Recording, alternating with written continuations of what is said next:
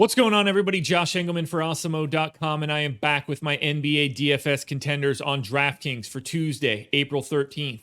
Now be sure to hit that like button, subscribe to the channel, and hit the notification bell so you know when this and all of our other content goes live. Follow me on Twitter at Josh Engleman so you can get updates to these sim results as we get closer to lock. And finally, let me know in the comments section who are your favorite and least favorite of my contenders for today's slate. We're rounding out the bottom of my top 10 with Ivica Zubac, Reggie Jackson, Andre Drummond, Tony Bradley, and Darius BAZLEY on the outside looking in. Who will be my favorites? My top 5 plays for today? It is time to find out.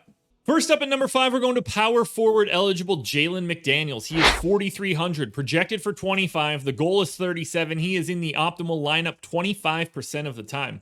McDaniels has been playing 30 minutes a game since he's been inserted into the starting lineup, and I don't really see today as the day that changes. So 30 minutes, 0.84 FanDuel points per minute, 18% usage, 12 points, 6 boards, maybe 2 assists, a stock and a half. Pace neutral spot against the Lakers team that isn't quite the same team when LeBron James and Anthony Davis aren't on the floor. JALEN McDaniels is massively more expensive on FanDuel, but for some reason on DraftKings, he's still got a really low price tag. 4,300 is one of the few pieces of value that you can actually find so far today. So 30 minutes at 4,300, to me, an absolute no-brainer if you need to pay up elsewhere. I said it on the FanDuel video, and I'll say it here. If you got bonus points for dunks, this dude would get a lot more. Small forward, power forward eligible, Miles Bridges, 5,800. Projected for 32, the goal is 42. He's in the optimal lineup 28% of the time. Now, he has been playing monstrous minutes with no Gordon Hayward, no Malik Monk, no LaMelo Ball?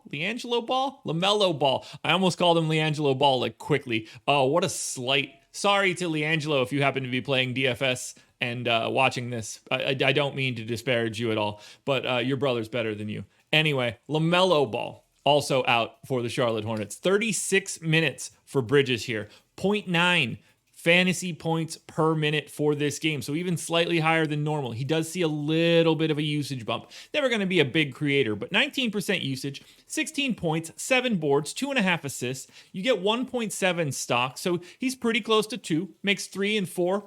Reasonably, you can have that expectation. Again, same matchup as JALEN McDaniels. These guys look pretty good together. I would play them together too. They both play a ton of minutes. Pace neutral against the Lakers. It's the Lakers, though. You know, maybe you get a chance to go up against Kyle Kuzma. I think Kuzma was like negative 20-something in plus-minus in yesterday's game. Kudos to you, Kuz. Having a just absolutely great season. Anyway, I'm not here to disparage Kyle Kuzma. I'm just here to tell you that Miles Bridges and JALEN McDaniels both look like excellent value and mid-tier options from the Charlotte Hornets today. Next up at number 3, we're going to the point guard spot, and I thought he would actually be number 2, but we've got Kyle Lowry. He's 7,400, projected for 41.5. The goal is 48. He's in the optimal lineup 28% of the time. Kyle Lowry gets a massive bump when Fred VanVleet is out, and spoiler alert, Fred VanVleet is out. So 35 minutes, 1.19 fantasy points per minute, 26% usage, 20 points, 5 boards, 8 assists, a steal.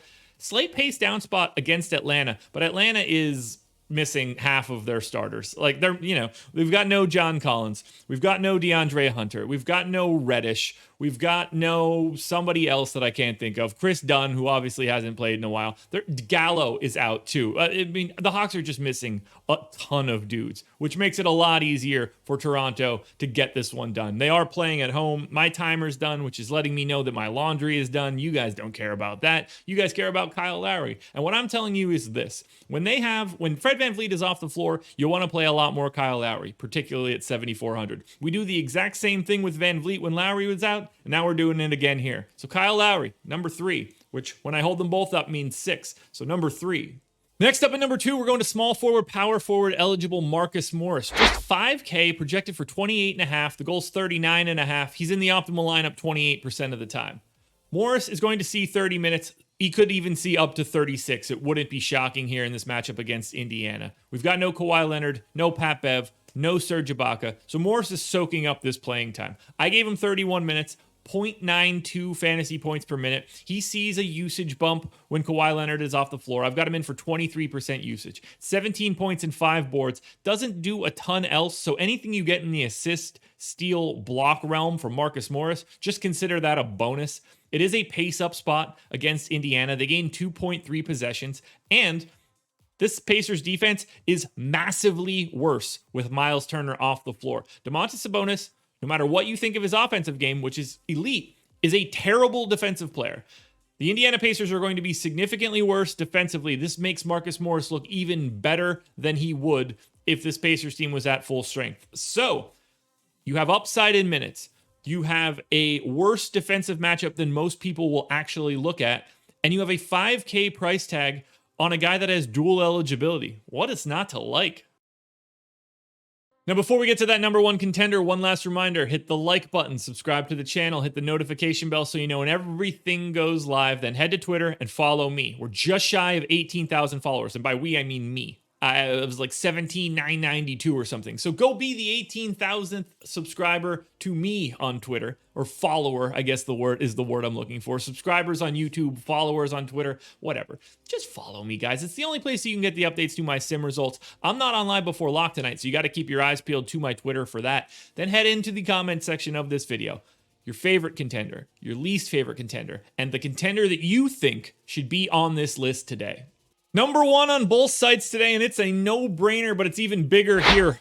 Paul George, shooting guard eligible, 8,700, projected for 51. The goal is 52.5. He's in the optimal lineup 41% of the time. He's on an island today. I gave him 36 minutes. He's doing everything with Kawhi out. 1.41 fantasy points per minute. No, I did bad math there. No, I did great math there. 1.41 fantasy points per minute. 35% usage when those guys are off the floor. 29 real points, 8 boards, 5 assists, 2 stocks. And that same pace-up matchup against the Pacers in a defense that's significantly worse. Paul George checks off every box here. The fact that he doesn't have small forward eligibility is ludicrous. Let's just be clear here. But if he did, I can't even imagine how much higher this number would be. If you could also play him in shooting guard, small forward, guard forward, and utility, good God, you'd be playing Paul George everywhere. For right now, though, it's shooting guard, it's utility, and that's fine. It doesn't matter because he is unquestionably the number one play. And barring any really crazy news that opens up value plays, Paul George is unequivocally, on both sites, the best play of the day. Alrighty, folks, that will do it. Those are my NBA DFS contenders on DraftKings for Tuesday, April 13th. Check out the FanDuel version of this video somewhere around here. There is also the process show already in the books. Go watch that. I broke down all 6 games already. I'm on the strategy show with Lofty at 10 o'clock, and then you don't get me for live before lock. So I will be back again tomorrow with another edition of the Contenders. Good luck tonight, everybody.